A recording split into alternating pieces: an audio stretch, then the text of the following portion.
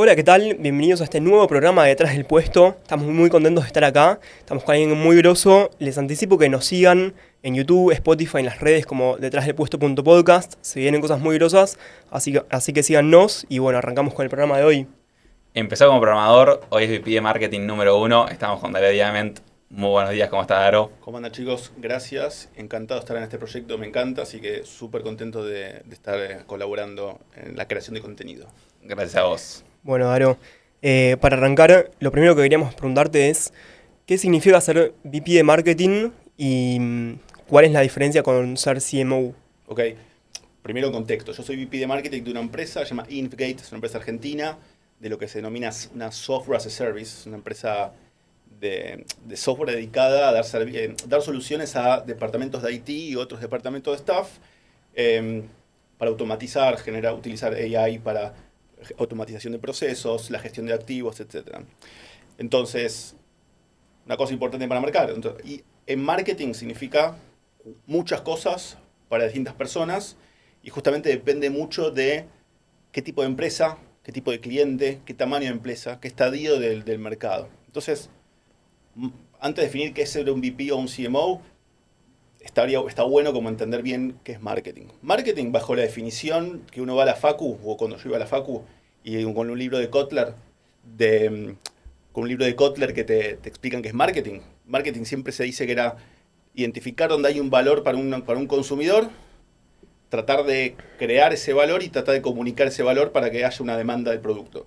El tema es que ese libro, esa teoría estaba basada en un momento donde marketing existía en Arcor, en Pepsi, en Coca-Cola, en empresas gigantes, y después había un montón de empresas, de negocios minoristas. O sea, nosotros en el mundo hace 20 años estaríamos laborando mucho en negocios en la calle, como nuestros padres. Ujú.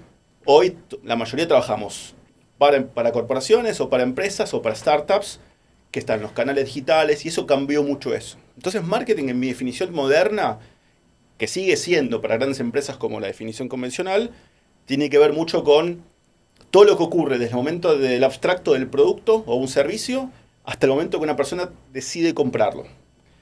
Y dentro de eso hay un margen de error. Alguien puede agarrar y decir, che, no, marketing también tiene que ver con la experiencia del usuario en el producto para retenerlo.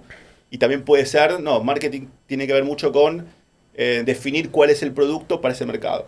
Por ejemplo, el convencional es, marketing antes hacían estudios de mercado y de ahí salía la Coca-Cola Cherry. Y hoy, en marketing moderno, hay una terminología llamada un subárea product marketing que tiene que ver con, che, entendamos mejor el producto. La audiencia para adaptar el producto o la comunicación. Entonces, ¿qué hace un VP o un CMO? Lo mismo. Depende mucho de la empresa y el tamaño. Un CMO de una empresa chica puede ser el equivalente de un VP de marketing en una empresa un poco más pequeña, en una empresa más grande, perdón. Pero a fin de cuentas las definiciones más amplias son un CMO, está mucho pensando en el posicionamiento, se mete más dentro del board de una compañía, tiene que ver mucho más con la parte estratégica y un VP muchas veces está más en la parte de la ejecución de la táctica incluso la definición. Y después depende de la empresa, como muchas SaaS o muchas empresas de software, hay un embedding, ¿no? O sea, hay una mezcla muy importante de eso que termina haciendo un poco lo mismo. Entonces la definición depende.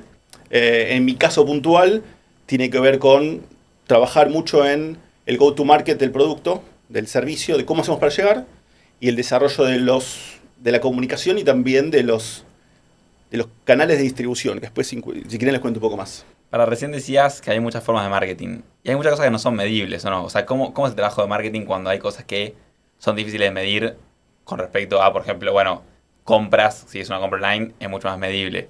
Pero no sé, el cómo le va a tal producto cuando sale al mercado, ¿cómo es esa medición cuando es más difícil en lo abstracto?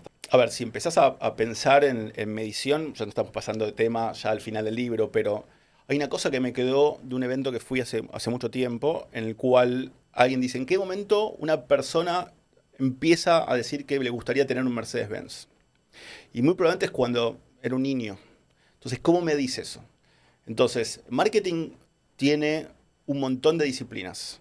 Está el marketing de eventos, está el marketing de merchandising, está el packaging, está todos los que ves en las publicidades, todos los que vos ves en LinkedIn que dicen, mira, ¿cómo esta empresa cambió el paradigma de la... Bueno, hay un montón de cosas y depende del momento. Hay marketing medible, se le dice muchas veces performance, ahora se puso de moda growth. Hay un montón de cosas que son medibles que están mal atribuidas. Dentro del marketing hay conversaciones sobre cómo atribuir realmente una venta. Si hablamos de una app, si hablamos de un e-commerce, ¿cuál es la atribución? Muchas veces hay data, pero la data está incompleta, está sucia. Entonces, todo depende y cada empresa tiene que armar un modelo propio para definir y darle sentido. Perfecto. Profundizo un poco más ahí y después retomamos. Y cómo desde el punto de vista de alguien de marketing, cómo convences a alguien que tiene un negocio de que le conviene invertir en marketing porque va a vender más gracias a eso, por más que no pueda siempre correlacionar esas ventas. Vamos de vuelta siempre a lo fundamental. Sí. O sea, ¿qué es marketing y a quién le estamos hablando? Entonces vos das un ejemplo de que alguien que cree que no tiene marketing. Hoy, de vuelta, para mí marketing, si yo tuviese que escribir un libro, un poco con la gente con la que hablo al respecto siempre repito lo mismo, pero tiene que ver con el mensaje y la distribución. Y lo que pasa muchas veces es que hay gente especializada en mensaje. Es más, la industria está mucha gente especializada en mensaje, los creativos, los copywriters. Hay un montón de gente que incluso definir posicionamiento o incluso crear un mega video. Y después hay gente dedicada a lo que es distribución, que es cómo lograr viralidad, cómo pautar en Google, cómo pautar en Meta, etc. Y muchas veces no se conecta a esos frentes. Hay un gap entre alguien crea un recontra video, pero no tiene reach, no tiene distribución, y un montón de plata en presupuesto que no tiene nada interesante que decir. Entonces ahora decís, bueno, ¿cómo convences a alguien que necesita marketing? Básicamente ¿necesitas vender? Necesitas vender. Bueno, ¿cómo haces para llegar a la gente que querés llegar? Y ahí depende. Entonces, yo sé el caso de tu viejo porque tenemos el mismo apellido, habrán visto en el video. O sea, alguien que tiene un local en la calle, básicamente marketing es haber elegido dónde poner el local. Porque vos tenés una cantidad de gente que transita y eso es tu primer capital que tenés vos de distribución del mensaje. O sea que el marketing arranca antes de empezar la empresa. Todo tiene marketing y todo es marketing. No, el marketing, a ver, sí, obvio, es una decisión estratégica. Es lo que se dice en inglés el go to market. ¿Cómo vas a llegar a lo que vas a vender? Si vos no pensás cómo vas a vender lo que tenés, es difícil. Hoy por hoy, en el mundo moderno, incluso ustedes están creando un canal, ustedes están haciendo marketing de su propio producto con la propia viralidad que tienen en sus canales de TikTok, pero también ustedes se convierten hoy como valor. ¿Qué pueden vender ustedes como dueños de este podcast? Bueno, de golpe ustedes tienen un alcance que alguien interesado en llegar a esa audiencia lo pueden generar. Uh-huh. Respondiendo a tu pregunta, marketing está todo y cualquier persona que tenga que vender está haciendo marketing consciente o inconscientemente. Y ahí viene la pregunta de si hace falta un tercero que te ayude, si lo puedes hacer. Y lo bueno del mundo moderno es que una persona sentada en su computadora puede tener un buen producto, vender un servicio y hacer el marketing propio. Volviendo un poco a las bases, hablaba mucho de libros. ¿Vos qué estudiaste y te sirvió para la carrera o nada que ver? Mi recorrido de carrera fue complicado. Yo estudié, primero que yo terminé el secundario en el 99. En ese año no existía, es más, empezaba a existir internet. Yo era medio fanático de esos términos, de esas cosas, y leía las revistas sobre Amazon, sobre Yahoo, las historias de los founders. Fue la primera época donde empezó a salir mira estos pibes que hicieron algo y valen millones, billones de dólares. Pero no había carrera. Es más, lo que hago hoy, nada, absolutamente nada de lo que hago yo, mi equipo existía o se podía estudiar en ese momento. Yo estudié en una escuela técnica en la ORT y elegí informática. E incluso para mí, estudiar informática era, bueno, lograr ser administrador de sistemas en un sótano en algún lado. Esa era mi aspiración en ese momento. Y yo ahí decidí, primero que para mí fue una de las mejores decisiones que tuve en mi vida, accidentalmente, porque también iba a estudiar medios de comunicación en otro mundo. Estaba previo 2000, ustedes ni se imaginan lo que había esa época. Y ahí terminé la carrera y yo ya programaba. Básico, nada especial. Y pasó que en el último año hay algo que se llama prácticas profesionales que te mandan a laburar con algún tipo que te reciba. Y a mí me recibió alguien que estaba en el techo, arriba de todo del secundario, que nos hizo estudiar, a mí y un compañero, sobre algo que se llama SSL, que es el Secure Sockets Layer, durante todo el semestre. Mirá. Ahora, yo me estudié todo. Y bueno, como último trabajo, me llevaron a hablar con... El tipo me consiguió un contacto con una persona, llamada Rubén Puello, que tenía una consultora de software. Era para justamente hablar sobre SSL. SSL, para que ustedes se piensen, es el iconito del candado que aparece en el browser, que es la capa que te hace que tenga cierta encriptación los datos. El tipo dice, mira, mucho que hablar, no hay mucho al respecto. Además, saben ustedes más que yo porque estuviste estudiando esto. Bueno, y gracias a eso, yo el tipo nos invitó a laburar y me dio un CD de una herramienta, de una lenguaje de programación llamada Cold Fusion, que en su momento lo compró, era de Alere, lo compró Macromedia. Y yo ya empecé a laburar antes de terminar el secundario. Era como pasante. Y empecé a codear. Prueba y error. Sí. Codeando, para que sea una idea, el 99 era la época del boom de startups también, que era como, bueno, estamos salvados, hay que dedicarse a esto porque esto va a valer millones de dólares. No sé si se acuerda que después se fue todo el demonio. Y yo en ese momento decidí estudiar ingeniería informática. No sé si vos sabías, que es mi primo. Sabía eso. Yo me metí en la UBA a estudiar ingeniería informática, pero no era una carrera para mí, la pasé mal, estuve 3 años y la pasé horrible. Admiro mucho a la gente que es académica y que pudo dedicarse a eso. Por mi forma de ser que fui aprendiendo en el tiempo, no era para mí. Pero hice 3 años, la pasé. Es más, todo lo que sé de programación y programé en ese momento lo aprendí en el laburo. Yo después en el tiempo aprendí que yo soy una persona mucho más autodidacta y mis tiempos de aprendizaje se basan en estar sentado hasta las 5 de la mañana leyendo o programando que aprendiendo de forma lineal algo que te den listado. Si quieren les cuento, me estoy yendo por las ramas. Pero... Sí. O sea, gastar a la facultad no te sirvió, por lo menos en esta parte, en el trabajo. La facultad, por eso, esa fue una parte como rota de educación de primera etapa, que no sabía, o sea, yo no era es una edad muy joven para tomar muy pronto, para... Sí. La tengo muy clara y encima con la aceleración que tiene el mundo, y el mundo iba bastante más lento de lo que va ahora, definitivamente. Es complicado. Es un momento de exploración. Vos a los 20 años, hay gente que dice la tiene muy clara, y es más, hay pibes a los 22 que están recontra agrandados porque agarraron un puesto. Es un momento muy inicial de la vida de uno, y si tiene la suerte que quizás uno siguió el camino de un familiar, de un amigo, de lo que sea, bueno, quizás tiene el camino más trazado, pero en esa época uno no sabe qué quiere hacer, a menos que, insisto, esté dedicado a eso. Hay gente que es abogada porque el padre es abogado y no le da mucha más vuelta. Sí, totalmente. Yo pongo un contexto también, porque es importante y tiene que ver con mi educación. En todo ese periodo que yo estaba bastante angustiado con cuál iba a ser mi camino profesional, porque fue mi primer año de laburo en el 2021, empecé a ganar plata, tenía bastante plata para lo que tenía esa edad. ¿Qué pasó en el 2001, perdón? 2001. ¿Qué pasó? La crisis. La crisis, sí. Corralito. Sí. Entonces, yo tenía 20 y pocos años, 20 años tenía, y me fui de viaje, me fui de viaje con mis amigos a Bangkok, y tengo todavía el recorte de diarios que dice Argentina en llamas mientras el quinto presidente renuncia, y yo no podía sacar mi plata. Todo eso me pegó un golpe duro también a nivel de cuál es el camino de la carrera, qué tenía que hacer. Contexto familiar y demás, también me hizo, me tengo que volver un poco más... Independiente. No, pero también hay que trabajar y buscar un camino viendo qué quiero hacer, y la verdad que estaba en una carrera que a mí no me gustaba, a menos lo que tenía que hacer. Bueno, y al año siguiente, en medio de esa búsqueda que estaba mía personal, me fui un año sabático, hice un viaje de un año, que para mí fue uno de los años más importantes de mi vida, porque también me cambió a nivel personal. Yo era bastante introvertido.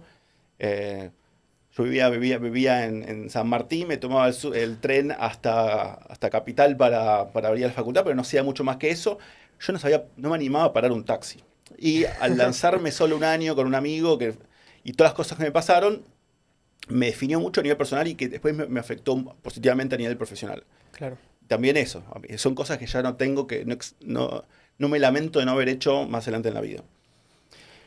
Cuando volví de ese viaje, dije, voy a estudiar. A mí me gustaba también lo mismo. Yo soy muy de... Me gustaba comprar por Amazon libros y leía libros de management y de recursos humanos y todas esas cuestiones.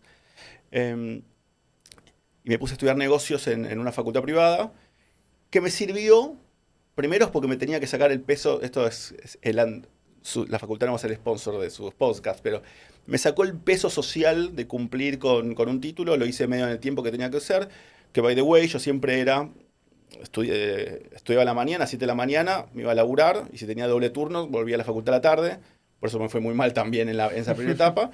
Y en la segunda laburaba durante el día y me iba a la noche a la facu a hacer la... O sea, sea más como complemento, más que dedicarle fuera a la carrera y que eso te ayude. Nunca, sí. Eso me permitió también ser independiente. Perfecto. También la facultad privada la pagué yo con mi propio sueldo.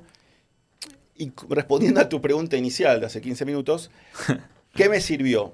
Hay un montón de materias que después viéndolas en perspectiva, por ejemplo, yo en esa época que estaba estudiando, entré, la historia también es larga, entré a laburar en una agencia de publicidad. O sea, logré ahí, yo laburé en esta consultora, pasé a laburar en una empresa más grande llamada Gilbarco como programador, y me llaman a los 8 meses, contacto de un amigo para laburar de SEO, Search Engine Optimization, o optimización de buscadores. Ese fue mi salto de programador al marketing en una agencia de publicidad digital en ese momento.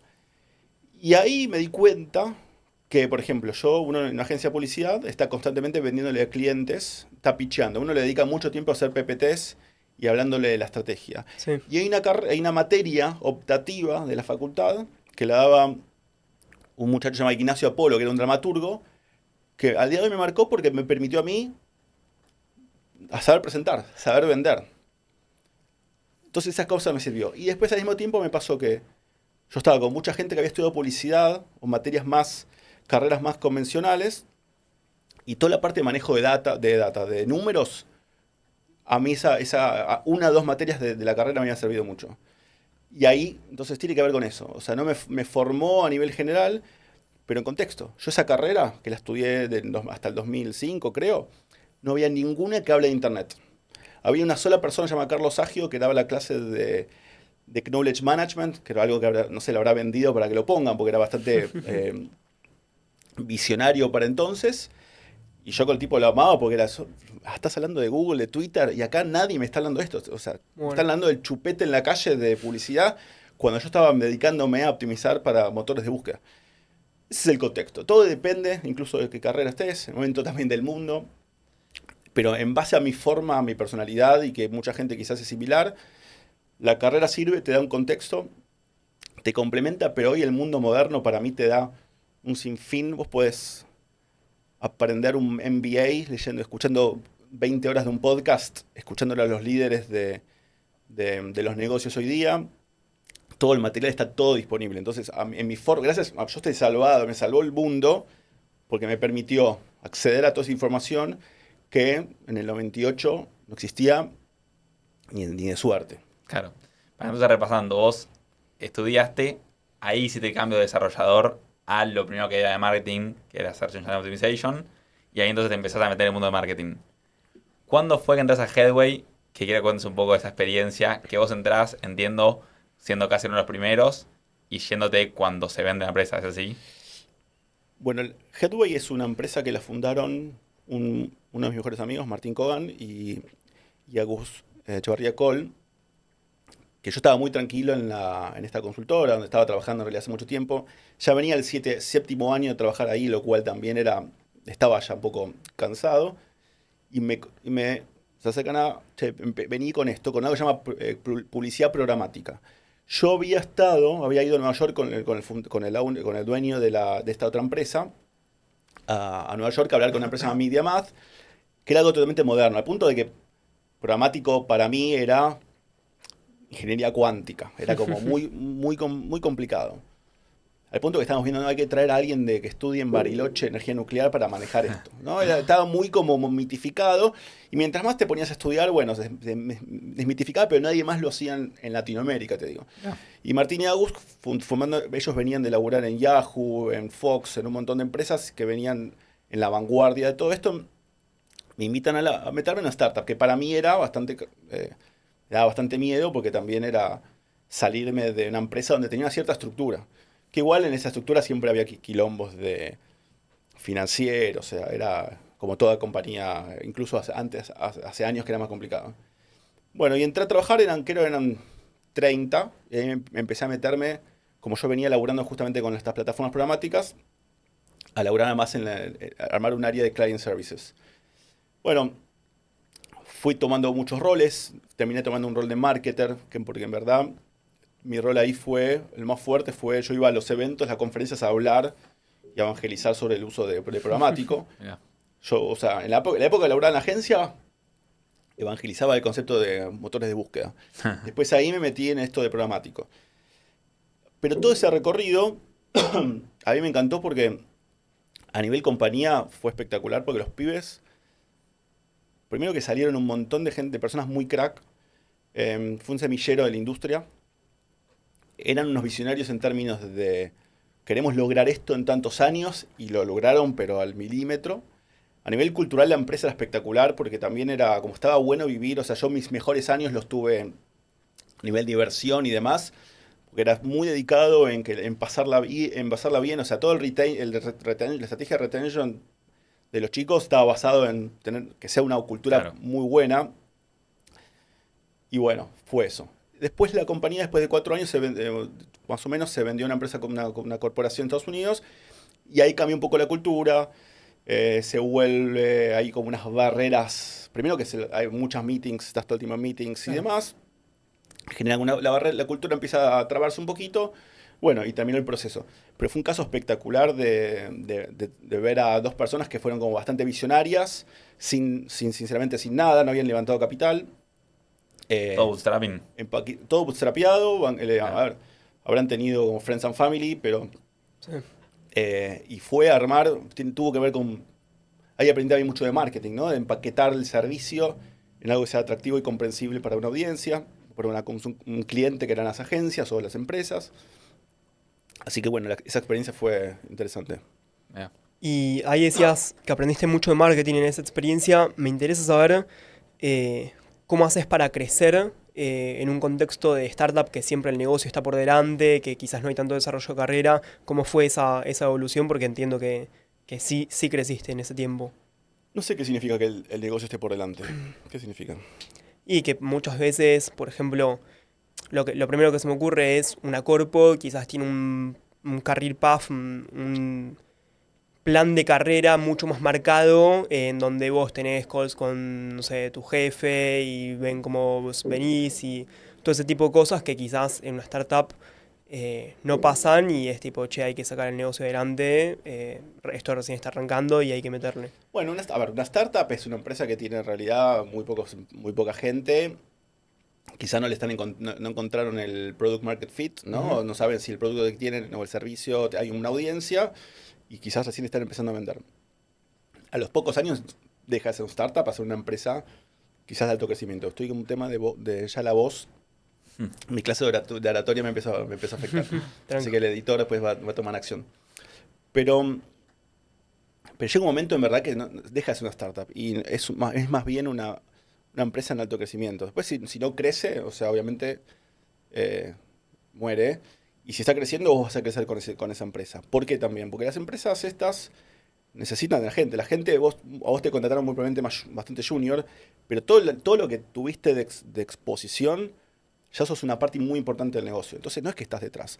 Yo nunca trabajé en una corporación. Es más, yo tuve entrevistas, llegué hasta la última etapa para trabajar en marketing de Pepsi y le agradezco a Dios no haber entrado. Mirá. Porque, es más, me acuerdo que hice todo un proceso de 50.000 entrevistas, me entrevistó después no sé si el presidente en la horqueta, en un bar, y no entré porque quizás porque era demasiado joven o algo por el estilo. Y menos mal, porque en marketing no, hay que fijarse cómo está el precio del azúcar en Shanghái y marketing toma esas decisiones. Yo quería hacer la publicidad Claro. de Tevez, ¿viste? Ahora, en esas empresas yo me imagino que vos está todo hecho. O sea, vos tenés las reuniones en realidad y te juntás porque estás haciendo algo. Yo en todas las empresas donde estuve, no podés aprender, o sea, es increíble todo lo que aprendes, es una facultad. Además, vos deberías pagar por estar ahí, porque uno está en el día a día, cambiando de roles, mirando con otros. Sos muy joven o tenés. Generalmente la gente no hizo lo que está haciendo ahora, no lo hizo previamente. Sí, Entonces no es que está la empresa antes del negocio. Vos estás creciendo con el negocio. Si el negocio claro. no crece, muy probablemente vos no sigas mucho más tiempo. Entonces, en una startup, si estás en el momento cero, y bueno, vas a aprender a hacer de 0 a 1. Pero cuando estás de 1 a 100, estás creciendo porque está creciendo la empresa. Vos no estás esperando que el manager te junte y te haga una revisión, la revisión anual, mensual, para ver si vas a crecer después. Entonces, eso es mi experiencia. Yo trabajo hace 20 y pico de 25 años, creo. Y o sea, yo no veo ni loco pensar que está el negocio antes que la persona. La persona es el negocio y crece. Ahora, me pasa mucho, yo lo veo con gente que trabaja en los equipos que trabajan conmigo y demás. Y a veces vos no sos la persona. Donde estás no es el lugar en el que tenés que estar. Tu personalidad, la personalidad de tu jefe, el tipo de negocio, la tarea que te tocó, no es. Y bueno, y podés cambiar. Ahora, si es el lugar y te apasiona, no hay mejor lugar que estar. Pero decían mucho de crecer todo el tiempo, startup. ¿Hay alguna vez que pensaste que te entacaste o que realmente te estacaste? Mira, te doy un ejemplo. Yo sufría mucho el churn de personas en la agencia. Porque en las agencias de policía, en la época de 2006, empezaban a salir un montón de agencias y todas se sacaban la gente entre ellas. Y había chicos que entraban y al año se iban para ganar un porcentaje más de plata, pero se iban. Yo lo donde más aprendí, yo estuve en 3 laburos, yo estuve más de 5 años. O sea, de 25, hubo un par de experiencias que fueron bastante malas para mí, o sea, ni las cuento. Pero las que más me sirvieron fueron las que estuve más tiempo. ¿Por qué? Porque es donde más conecté estuve más cerca del liderazgo, estuve más cerca del negocio, pero todo eso se fue dando gradualmente. Hay una puntual en la agencia de publicidad que digo, me pude haber ido 2 años antes porque literalmente no hice nada nuevo. Claro. Pero estancarse también es lo mismo, por eso te digo. Depende mucho cuando uno ve que o la empresa no trae nuevos desafíos, no hay cambios de equipo, no hay cambio de estructura, y uno lo ve. Pero no me iría, o sea, hoy está la aceleración de irse al año o a los 2 años, Sí. y para mí es muy pronto. Eso te voy a preguntar, o sea, pasa mucho eso, hoy con LinkedIn que te escriben mucho por LinkedIn, por mensaje, pasa eso de que te ofrecen siempre o mejor salario, o mejores condiciones, entonces uno capaz tiende a cambiarse. ¿Cómo hiciste o qué recomendás o cómo lo ves de tu perspectiva para estar en la empresa y quedarse varios años, que hoy es difícil? A ver, obviamente, uno es joven, necesita pagar sus cosas o tiene ambiciones personales y te viene a ofrecer plata, pero o quizás vas a la empresa que siempre soñaste, que quizás no termina siendo lo que vos creías o lo que sea, o quizás sí. Pero hay algo del tiempo dentro de una empresa que empezás a ganar una confianza interna que eso te permite acelerar internamente. Si vos te vas al año, y difícil ganarte tu lugar. Entonces vas a aprender, lo que sí está bueno es que estás aprendiendo un montón de tareas que quizás en esa empresa servían y quizás en la otra sí y quizás no. Pero no hay nada o sea, a fin de cuentas lo más importante son las partes blandas que te da la propia experiencia de estar en un lugar y que te vaya dando. Si vos estás laburando, pasás de un año a un año, vos no vas a ser CMO por estar 70 lugares de un año. Ahora, si económicamente se están dando algo que te cambia la vida, no lo vas a pensar. Claro. Y creo que no es juzgable. Yo he tomado decisión, yo iba a ir en ese momento era mi trabajo de mis sueños, y me estuvieron retrayendo por razones económicas. No me arrepiento porque me sirvió mucho, pero dije, ¿cómo hice esto? Y cuando escriba mi biografía, si llega a ser interesante, lo contaré, pero bueno, fue una decisión que te terminé tomando. Ahora, el cambio de carrera tiene que estar siempre considerando que el tiempo en un lugar te está dando cosas, la confianza, la visibilidad dentro de la organización, que eso después se capitaliza. Sí, como que irte antes quizás corta el proceso.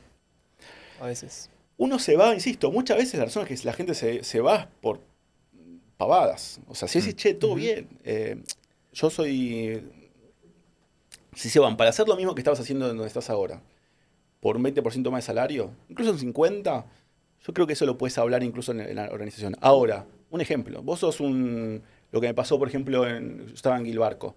Yo estaba programando, una empresa gringa, que incluso tuve la suerte que me dijeron, pagamos esto. Como que, ¿cómo que pagan eso? Entré ahí, me cambió en mi nivel personal mucho, y de golpe me salió un puesto que nada que ver, de SEO, era mi sueño. Y empezar a hacer SEO para Dell, Pepsi.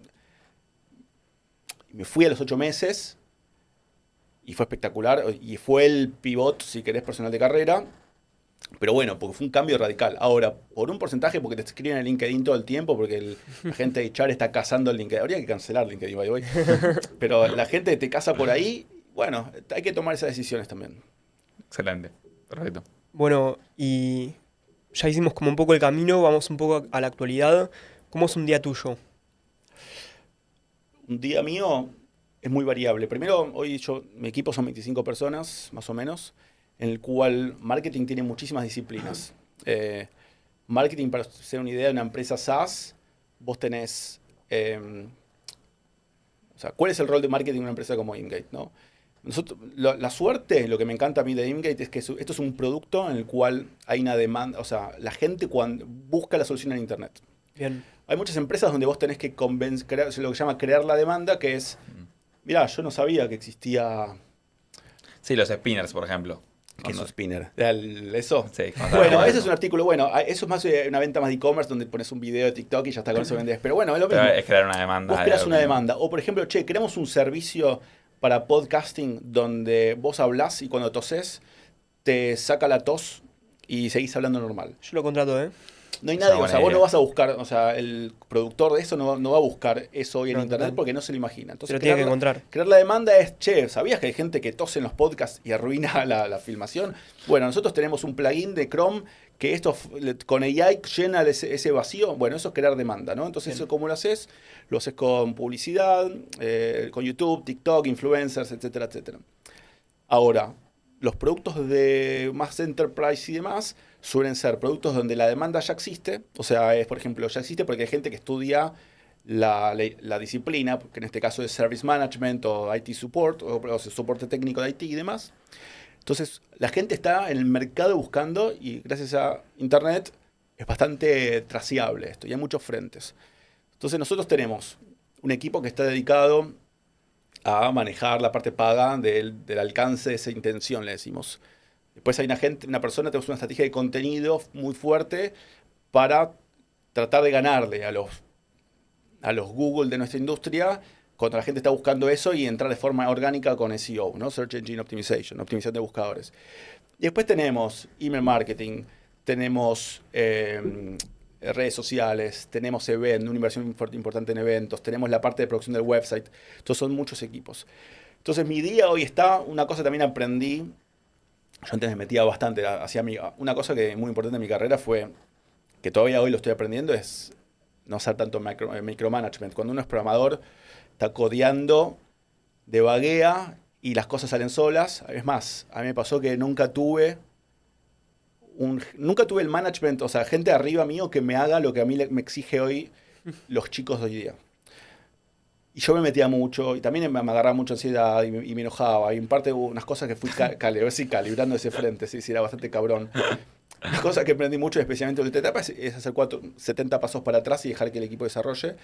Entonces, hoy en día en una empresa moderna primero ves la agenda, muchas veces tenés mucho buqueado. Yo soy bastante anti-reunión, pero hay mucha gente que hace mucho one-on-one.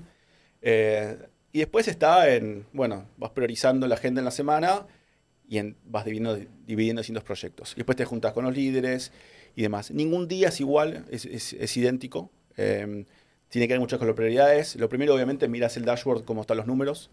Y va con la prioridad de cada uno. Así que ese es un poco el frente. Y después, cuando toca, hay que hablar bastante. Te metes en la parte más blanda con recursos humanos, con la gente y demás, que hay veces que son más intensas que otras, pero depende mucho por ese frente. Y siendo VP de marketing, ¿tenés presión de arriba o tenés presión propia? ¿Cómo manejar la presión? Que imagino debes tener bastante porque eso es el número uno de marketing de una empresa bastante importante. Yo tenía mucho pelo hace un par de años. Primero, lo que está muy bueno de esta empresa, es una empresa muy agresiva en términos de... InGate, insisto, no sé si lo dije al principio, pero es un caso que lo que más lamento es de no haberlo hecho famoso todavía el CEO, porque es una empresa. Puedo venir al podcast entonces. Totalmente, es más, lo vendo como una estrategia de marketing. Re. Pero es lo que todos soñamos, de codear algo y que empiece a crecer. Y es hecho en Argentina, empezado hecho en Argentina, que se expandió en el mundo, que lo usan empresas enormes en todos lados del mundo, desde Malasia hasta Tokio, pasando por Argentina y Estados Unidos. ¿Qué clientes tiene, por ejemplo? Hoy lo usa, yo qué sé, lo usa Toyota Arcos Dorados, lo usan bancos de Estados Unidos, lo usan bancos de Asia, lo usan... Todos clientes muy, muy importantes. No, lo usan, o sea, tenés clientes muy grosos. La historia es que vos tenés un objetivo de crecimiento muy agresivo. Entonces ahí mi rol de marketing es tratar de que eso ocurra. Pero la verdad es que no es una cultura de una presión que es terrible. También es esa que tienen con las culturas de las organizaciones. Yo en la época de la agencia yo me puteaba. O sea, yo trabajaba con gente que eran unos genios. Pablito Di Meglio, que hoy tiene una empresa en Colombia de marketing. Martín Di Lulio, que también era el creativo. Julia Reyev, que laburó en Meta mucho tiempo y ahora está haciendo muchas cosas en términos de creatividad. Pero perdón, ustedes son una audiencia, pero nos cagábamos a puteadas. Y yo creía que era lo que había que hacer en las empresas, era pelearse para que se hagan las cosas. Claro. Y salía con una presión arterial en los ojos. Pero salían cosas muy buenas, era la cultura, medio Mad Men, era una historia de esa. Sí. Cuando entro a Headway, tengo una primera pelea y me dicen, ¿qué haces, boludo? O sea, claro, diversión. No es así, o sea, no se consiguen esas cosas. Y empecé a calibrar. Y bueno, las cosas son naturales. La presión es si lo pone la cultura de la empresa. Claro. Y cómo baja. Y la verdad es que no es la mejor manera, no hace falta vivir con presión. Pero sí cuando tenés los objetivos claros, sabés qué tenés que hacer. Porque si no los tenés claros, ahí es cuando te empezás yendo por las ramas en qué es lo que ejecutás y en qué es lo que traes. Yo creo que la presión capaz también puede ser propia, porque imagino vos tenés que presentar números a fin de mes. O sea, digo, ¿qué pasa si no cumpliste con esos objetivos que tienes pensado? ¿Qué pasa? ¿Es algo propio o es algo que...? No pasa nada. Una empresa saludable te dice, bueno, ¿qué necesitas para conseguirlo? Okay. Y si no se consigue, pero no se consigue tanto... Nosotros tenemos, en este caso puntual, la verdad que esta es la primera vez donde laburo en una SaaS, que era mi trabajo que siempre soñé, porque yo siempre aspiraba a tener algo en el cual puedas ejecutar todo el abanico. Yo en Headway y en Travisión trabajé mucho en la parte de comunicación, en la parte de eventos, en la parte de canales, y después también trabajé haciendo lo que hago hoy, pero a terceros, en la agencia y en el propio Headway. Pero bueno, gracias por suerte y por cómo es la calidad del producto y la madurez del mercado, funciona. Obviamente si vos ves que estás tirando millones de dólares y no vendés, y la presión es que tenés que cambiar el laburo porque se funde todo. Claro. Entonces va por ese frente. Y después, tiene que ver mucho también con el día a día y tu relación con tus pares. Perfecto. Bien, ahí contaste un poco cómo se conforma el equipo. Yo soy ingeniero de sistemas, no tengo nada que ver con marketing, entonces me surge la duda de... ¿qué tan creativo tiene que ser ese equipo y qué tan técnico tiene que ser? ¿Cómo se encuentra el balance entre esas dos cosas? Hoy día en un equipo de marketing es más factible que no encuentres ni una persona creativa. Es lo más normal. Wow. Generalmente en marketing vos tenés, por eso te digo, vos tenés un ejecutor de eventos. A ver, la creatividad, ¿qué es creatividad también? La creatividad tiene que ver con cómo solucionas un problema con las cosas que tenés enfrente, no solamente siempre hacer el spot. Está bien. Ahora... Encontrar de cómo escribir es una disciplina que le hace una persona. Pero después tenés un montón de gente que está pautando hoy con plataformas de publicidad que son 100% numéricas y no tanto creativas. Es más, es bastante difícil encontrar gente creativa en marketing. Sí, quizás en las agencias de publicidad, o por eso también vos lo ves mucho, no sé si se dieron cuenta, que hay mucho influencer que tiene millones de views, o podcast que tienen millones de views, y a las empresas les cuesta... un montón, tienen que pagar peaje, publicidad para tener esa distribución y esa calidad. Sí. Porque la creatividad que vos podés permitirte es muy difícil de tenerlo dentro de una empresa porque vos estás haciendo algo muy puntual. Entonces, una estructura de marketing requiere mucho más número, mucho más táctico, mucho más estratégico, mucho de hackear un poco las cosas. Y después hay varias creatividades. Pero está la creatividad, insisto, el que hace el spot de algo divertido. puede estar, pero es difícil que lo veas dentro de un equipo, sino más bien en una agencia que te provea eso. Y después Claro. hay equipos creativos, pero vos date cuenta que los creativos siempre los vas a ver en las personas independientes que hoy, a ver, cada swipe up que haces en TikTok es alguien creativo que hizo algo divertido. Bueno, y no lo vas a encontrar en un equipo de marketing, bastante complicado. Es por eso entonces que hoy en día están muy de moda los influencers, porque las empresas contratan a ellos para hacer cosas creativas Bueno, a través de ellos y ganar más clientes o lo que fuera. a ver, un influencer que es, a fin de cuentas, un canal de distribución, Sí. de distribución Claro. del mensaje. Total. Entonces, vos lo que decía, hoy tradicionalmente, ¿qué tenías? Pautabas en Clarín, en la página 2, ponías en Tinelli una publicidad antes, o si no, le das un alfajor para que aparezca un product placement, quizás un cartel de Udaondo y aparecer en la radio, Claro. Turismo City. Que bueno, que lo hace con aprovecho bastante bien. Pero después, en digital, vos tenés, o pones un banner en Clarín, o pautás en redes sociales, o pautás en motores de búsqueda. Pero lo que pasó con las plataformas de creación de contenido, especialmente YouTube, TikTok, Instagram, Snapchat afuera y demás, es que las personas se convirtieron en canales de distribución. Y dada el uso de la creatividad y cómo funcionan los algoritmos y demás, de golpe, vos para tener ese acceso a esa audiencia, hacías dos cosas. O pautás un montón de plata o hablas con los influencers.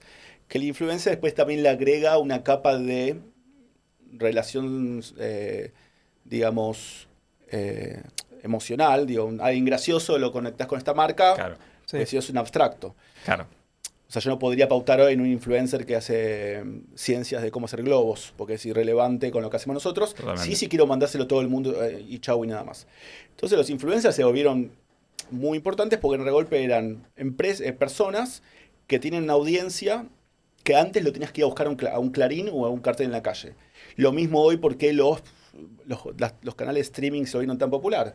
Porque de vuelta son gente que tienen 100.000 personas en ese momento, que a través de su contenido lo consiguieron, y bueno, y vos le pagás el canon que tengas que pagarle para aparecer ahí. Esa es la ciencia del influencer, si querés. Totalmente. Bueno, estamos hablando mucho de el marketing de hoy en día. El marketing tradicional murió, cambió completamente, ya no. ¿Qué pasa con eso? No, depende, por eso, depende de la compañía y también de vuelta que llamamos marketing. Pero si hablamos de marketing como acciones de comunicación y cómo llegar a las audiencias, y vos vas a tener que la mayoría de lo que es consumo masivo va a ser marketing tradicional, Ok. las automovilistas, de autos va a ser marketing tradicional y van a empezar a probar cosas no convencionales como tener un influencer, un reviewer de autos, o sea, no murió. Es Está bien, simplemente una es cosa no quita la otra. la ciencia del marketing, a fin de cuentas, es dónde vas a buscar a tu audiencia y depende si la necesitas cuando te están buscando o si necesitas crear esa demanda. Y ahí, yo si pudiese, podría toda la plata en un cartel en la calle y me evitaría los problemas. También el tema de costos. También la ciencia del marketing es cómo priorizar los recursos que tenés para ser primero. Porque también lo que pasa mucho, y acá un poco de catarsis, A ver. todo el mundo opina de marketing. O sea, todo el mundo opina porque marketing, no, ¿por qué no tenés TikTok? Che, ¿por qué no Sí. haces que el podcast tenga un slogan al principio? Como todos lo un jingle? consumen, es fácil opinar. El marketing el marketing es básicamente cualquier cosa que vos puedas hacer para comunicar. Ahora, el 95% de las cosas no funcionan. Entonces, el que opina, opina. El que critica, opina. Es más, es muy fácil ir a ganar una cuenta a otro diciendo, no, este no está haciendo esto. Entonces te sacan y después el tipo fracasa también. Entonces también tiene que ver con eso, la ciencia de probar, testear, priorizar y bueno, eso. Perfecto. Después otra consulta que teníamos, vemos hoy en día que, por ejemplo, una vez puse el caso de Mercado Libre, que querés contarlo vos, que está en muchos lados. Sí, o sea, preparando esta entrevista pensaba, veo Mercado Libre en, por ejemplo, festivales de música como el Buenos Aires Trap, lo veo en la final de Copa Libertadores, lo veo en Gran Hermano, sponsorea en muchos lados, porque una empresa tan consolidada en la región y sobre todo en Argentina pone tanto en marketing.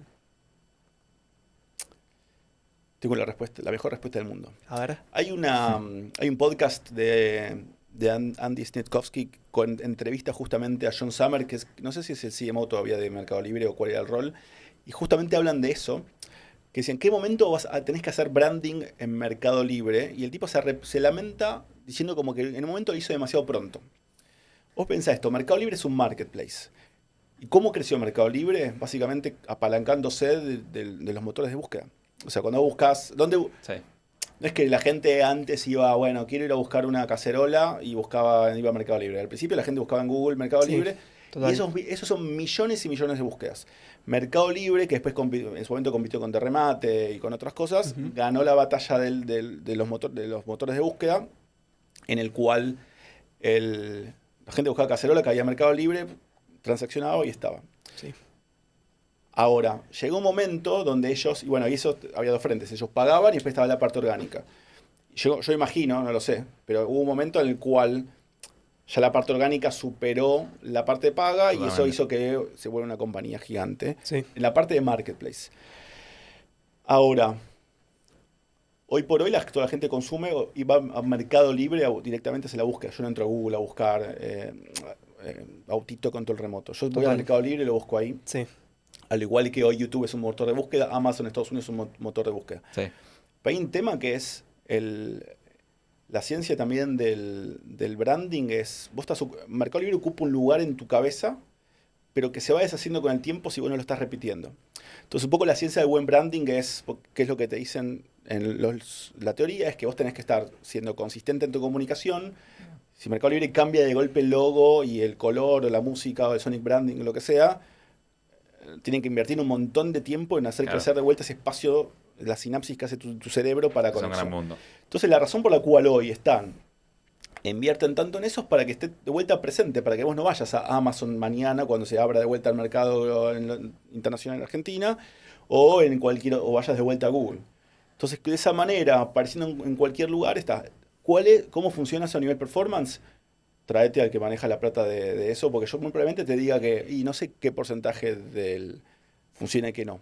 A veces seguramente hay un montón de investigación de mercado, entrevistas Sí. y pero basta. En un punto es lo que vos decías del nene que desde chico sabe que se quiere comprar un Mercedes-Benz. O sea, termina haciendo eso. O sea, pero ellos llegaron a un momento en el cual decir, mira, para empezar a crecer tenés que empezar a tener un espacio en la mente de la persona, Sí, pero eso total. vence, eso es como no sé, pero como una semilla. Eso si no la regás, Sí. se arruina la plantita. Tiene Bueno. sentido. Después, otra cosa que teníamos es, nosotros estamos, como decía Brian, un poco, somos más del mundo de sistemas, no tan del marketing. ¿Cómo se conforma un equipo de marketing? Y, por ejemplo, ¿qué tenés en cuenta a la hora de contratar gente para tu equipo o cuando hayas tenido que contratar? A ver, el equipo de marketing de vuelta depende de vos en qué desafío te estás encontrando. Entonces, O sea, que en tu caso va mutando, capaz, a quién contratás depende de las necesidades que van surgiendo. no, las necesidades primero las plasmás. Yo cuando entré a la compañía dije, hice bastante investigación incluso antes de entrar. Bueno, qué hace falta, o sea, cómo consume, cómo compra la gente y demás. Si hoy tendría que hacer lo mismo para otra compañía de la misma categoría, ya sabría cuál es el combo, no la fórmula. Bien. Entonces está muy basado en, como contaba, ¿no? en dominar motores de búsqueda, dominar la parte de los medios, manejar los eventos que hacemos. Este fue el primer año que hicimos lo que se llama una User Conference en Argentina con todas las empresas que lo usan. Bueno, y por eso también reforzamos el equipo de eventos que hace 2-3 años no teníamos. Claro. Entonces el equipo se arma primero en base a lo que es a nivel lo que necesitas estrategia. Y no hay dos estrategias idénticas en dos categorías distintas. Todo depende de lo que va. Entonces lo armás entendiendo cuál es el problema. Entonces hoy día en el mundo moderno, por eso dame un ejemplo si querés, random. ¿De qué? ¿De qué empresa que querés armar, categoría que querés armar un equipo? Muebles. Muebles. Vos tenés es una empresa... Bueno, muebles vos tenés acá primero. La gente busca en motores de búsqueda. Ahora, por el tamaño, ¿vale la pena tenerlo dentro de la empresa o lo tercerizás? Esa es una decisión que tenés que tomar. Y después en muebles, yo jugaría bastante, depende si es muy grande o si es muy local. Si es un local en Ramos. en la Mejía, y asegúrate de poner un cartel bastante grande y si querés poner una banana en la esquina que baile. Pero si estás haciendo Claro, también jugás con lo tradicional y con lo digital, dependiendo del rubro, de dónde estás. O sea, ¿cómo creás demanda vos? Vos en Lomas estás primero en Ramos Mejía estás primero a nivel general, regional, pero después vos podés vender en toda Argentina con eso. Sí. Sí. Entonces yo dominaría bien Mercado Libre, dominaría bien los buscadores, crearía contenido. Digamos que tenés un montón de plata, supongamos eso, ¿no? Entonces, un equipo. Una cosa que hay una gran oportunidad y se lo abro a toda la humanidad, a toda la Argentina, es que hay una oportunidad enorme en los motores de búsqueda, en optimización de buscadores. Nosotros luchamos en Estados Unidos, pero competimos con gigantes y que gente que invierte mucho. En el resto del mundo están recontra verdes todos. Y contenido es como la gente investiga, cómo consume. Entonces vos puedes seguir desde dando ejemplos de cómo decorar una casa hasta cómo instalar un mueble. Y todo ese contenido te queda, lo puedes dominar rápidamente, entre comillas, en motores de búsqueda. Entonces yo invertiría mucho más en eso. Incluso ahora somos un nuevo jugador que quiere hablar un poco de eso, que es ahora una nueva forma de búsqueda, que es la inteligencia artificial, por ejemplo, el chat GPT. Ahora muchos se consultan a GPT y Google claramente sigue siendo un competidor, pero ahora mucho vas a buscar a GPT. ¿Cómo entra hoy en día la inteligencia artificial, tanto a contenidos como a marketing en general? Los chats, o sea, las interfaces de AI hoy consumen, o sea, se basan en los motores de búsqueda. Creo que GPT usa Google, Copilot usa Bing. Entonces, la forma de ganar AI, tenés que ganar motores de búsqueda. Básicamente, y esta es la teoría básica y fundamental, vos tenés que alimentar al motor de búsqueda y el motor de búsqueda te premia. Entonces, si vos lo estás alimentando con información, con contenido que le das valor, ellos te van a premiar generando visibilidad. Entonces, hay que invertir, y eso lo hacen muy pocas empresas, hay que invertir bastante en contenido para eso. Y en lo que está interesante del contenido es que queda. Si vos haces TikTok te premia con un tiempo más. La verdad que va dando vueltas lo que el algoritmo, Sí. pero tiene una duración de tiempo que después es decreciente. Sí. El motor de búsqueda es algo que vos puedes estar, el contenido Incluso pueden incrementar se bastante. incrementa, lo puedes modificar, lo puedes optimizar. Y no va a cambiar. O sea, AI no mata la optimización de buscadores, sino que cambia incluso la dinámica, quizás es un cambio un poco el lenguaje, pero la gente va a consumir cada vez más lo que vos necesitas. Excelente. Bueno, y ahí estuvimos hablando de cómo se conforma el equipo y cómo se encara el marketing de distintos rubros. En una empresa, imagino yo, más grande, ¿cómo es que no se pisa con el área de sales, de producto, o de publicidad incluso? ¿Cómo se separa eso? O qué tanto abarca marketing y baja línea a otras áreas, no sé cómo Bueno, es. el caso puntual que vimos acá, por ejemplo, a ver, sales, yo veo como marketing, al principio me enfoqué mucho en la parte de los canales de distribución, cómo Sí. llegar, cómo amplificar, cómo mejorar el mensaje. Pero hay una cosa muy importante, que es bastante complicada incluso en esta industria, que vos tenés que entender cómo funciona el producto, y nuestro producto es bastante complicado, es una venta consultiva, y después vos tenés al consumidor, cómo vendés, entonces, y cómo entendés al consumidor. Y ese punto de conexión, yo cuando empecé la empresa le empecé a preguntar al producto, che, ¿y quién te ama a nivel producto? No tenemos ni idea. Y se creó una figura dentro del equipo, o sea, una división de Product Marketing que fue mejorando en el tiempo. Y Product Marketing es la escuela, hoy tenés Event Marketing, Viral Marketing, Social Marketing. Bueno, Product Marketing se encarga de entender el producto, entender al consumidor y ves cómo hacemos para crear el mensaje que resuene lo mejor posible para poder vender. Porque también tema del arte del lenguaje. Vos en base a lo que decís, cambia una cosa u otra. Entonces no es que no hay un solapamiento, sino que es un trabajo colaborativo. Vos cuando lográs romper esos hilos, y cuesta bastante, esas barreras, ahí es cuando ocurre la mejor magia. Y esta disciplina, hay muy poca gente en Latinoamérica que se dedica a eso. Es más, la gente que trabaja en Ingate, una persona que es muy grosa, venía de antes de eso, y hay gente que se está desarrollando en la disciplina desde ahora. Bien, muy interesante eso.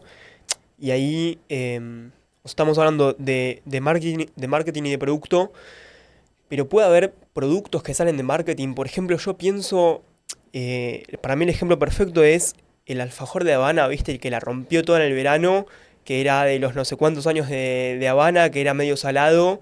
Se vendió un montón allá, solo se conseguía en la costa, después lo trajeron para acá. un producto puede surgir del área de marketing, pueden decir, che, vamos a hacer esto porque la va a romper todo a vender, y después a eso se le agrega el producto real. Bueno, por eso, de vuelta estamos hablando de un producto de consumo masivo. Lo que pasa con, primero, lo que pasa con las empresas modernas hoy día es que generalmente el producto nace de un fundador que tiene la visión y lo produce, y después Sí. tiene estas áreas que se crean ahí. Sí, Yo, es más, vi la otra vez fui a esta conferencia de AI que hubo ¿ustedes fueron? No. ¿Ubicás ¿Me cuál te invitaste? digo? Sí. Te invité. Sí. Hubo una conferencia de AI en Buenos Aires que invitaron a gente muy, muy zarpada, la verdad que me sorprendió. mirá. Y no vi muchos, pero vi la conferencia de la empresa llama Notco. Mm. Y lo que decían ellos contaban cómo estaban utilizando inteligencia artificial para crear la línea de productos en base y cómo el algoritmo iba, no el algoritmo, o sea, todo no sé lo que tendrán, el machine learning o whatever, esté mejorando en el tiempo Sí, y con eso lanzaba mucho más rápido productos. Ahora, el producto de decidir qué vas a comercializar tuvo que salir de algo. Fue marketing, y quizás hay un departamento de marketing que hace research and development, Claro. investiga, hace análisis de mercado, entrevistan a gente y deciden. Se puede llamar marketing. Por eso te decía, Kotler lo define como marketing eso. Pero quizás eso dentro de un área de producto. entiendo. Para mí, por eso te decía, para mí el foco y lo que me gusta a mí personalmente es marketing como un rol de comunicación y distribución y de influencia quizás en el producto, pero depende de la organización, hay un área que se encarga de influir. ¿Cómo habrá sido lo de La Habana? Bueno, quizás descubrieron quizás dijeron, che, hagamos una acción con un alfajor que tenga que ver con el centenario. Se dieron vuelta con la gente de producto. Che, ¿qué pueden hacer? No sé, tirémosle sal marina. Quizás la iniciativa salió de marketing. Quizás salió del dueño de la empresa, ¿eh? Pero la Bien. iniciativa es, che, la gente quiere un nuevo gusto. O descubrimos que a la gente le gusta el alfajor salado. Ese es un insight que puede tener marketing. Claro. Y después la producción hace producto. Excelente. Perfecto. Bueno, hablamos. Hablo sin saber, by the way. Pregúntenle al Sí, tipo. sí, sí, obvio. Lo podemos traer para estar de puesto. Hablando de pasado y presente, vamos a hablar un poquito de futuro para ir cerrando. ¿Cuál es tu visión para Imgate para los próximos años? ¿Cómo te ves vos en los próximos años? Y algo que me surgió, porque decía que estabas siempre en empresas, si alguna vez te picó el bicho de fundar algo, si tenés pensado hacerlo, o por qué no sucedió. Bueno, Ingate, insisto, ojalá sea mucho más conocida, pero es simplemente por el ego, porque la empresa crece muy rápido y es una empresa que encima nos pegó positivamente todo lo que es la movida de AI. AI afectó mucho las áreas de soporte técnico y nosotros fuimos bastante rápidos hay un departamento de investigación de AI y se está adaptando al producto. Entonces, para mí, Ingate es unos casos de éxito por excelencia de nacidos en la TAM con exposición al mundo. Quizás por no ser tan sexy la industria, no es tan conocida, pero la proyección es seguir con el crecimiento y salir a ganar a los gigantes. Eso Perfecto. primero. Tu segunda pregunta es si renuncio a Imgate. Nada, ¿cómo te ves vos en los próximos años? ¿Y por qué no founder? ¿O si sucedió alguna vez y no pasó? ¿O si nunca quisiste? Yo en los próximos años no tengo la pálida idea, así como nunca la tuve, así que Perfecto. no se gasten en predecir el futuro porque es imposible. Hoy, incluso lo de AI va a afectar muy positivamente nuestro trabajo, va a ser muy divertido. Es imposible saber el año que viene. Todo lo que hacemos, hoy todo lo que hicimos este año, el año pasado, ni sabíamos que se podía Claro. hacer. Eso para empezar. Y lo del tema del founder. A ver, yo cuando te decía, yo empecé en el boom.com y siempre me encantó el concepto. Y aparte, hay una cosa que lo que me permitió mucho ser programador de base es que yo me quedaba hasta la noche codeando en casa haciendo cosas. En otro podcast, si no les cuento miles de cosas, pero a mí me gusta mucho hacer los side projects, ¿no? Es proyectos de ir sacando, que tuve un montón, tuvieron éxito, tuvieron sus éxitos y un montón de frente. Y eso me permitió también tener un aprendizaje que después utilicé en mis trabajos. Ahora, hoy está muy romantizado, no sé si es la palabra, pero Sí. el ser entrepreneur, ¿no? Hay mucho más podcast de entrepreneur que de gente que labura.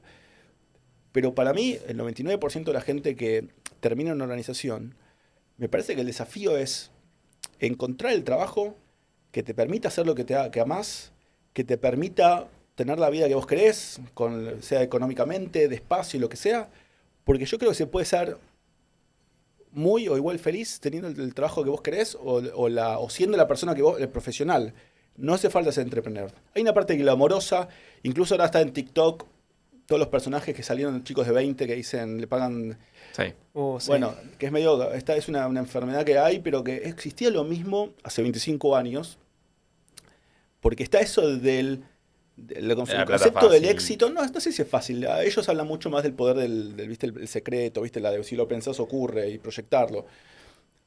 Pero para mí hay el 99% de nosotros que elegimos trabajar en una empresa, se basa mucho más en detectar en qué sos muy bueno y no lo vas a hacer a los 22. Tener la experiencia, desarrollarte en cosas técnicas, eso es importante también. Técnica para ser el mejor en algo, que valga la pena a nivel profesional, y después ejecutarlo en el tiempo. Porque para mí el endgame no es ser dueño de una empresa, es un camino.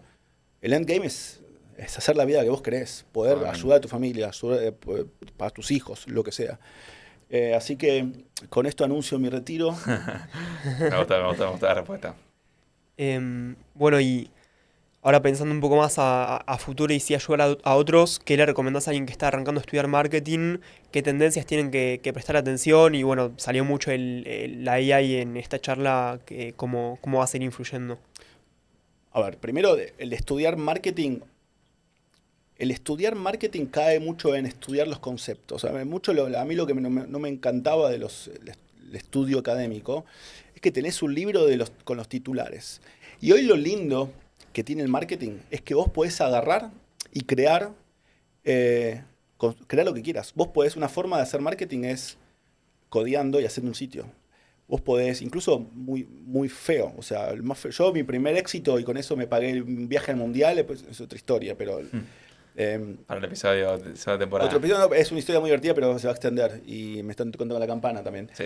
Pero es haciendo cosas divertidas, probando. Hoy está todo a disposición de podés codear, empezar a tuitear, podés LinkedIn, crear contenido, hacer videos, ser publicista, crear un film. Hoy incluso está todo, hacer con drones.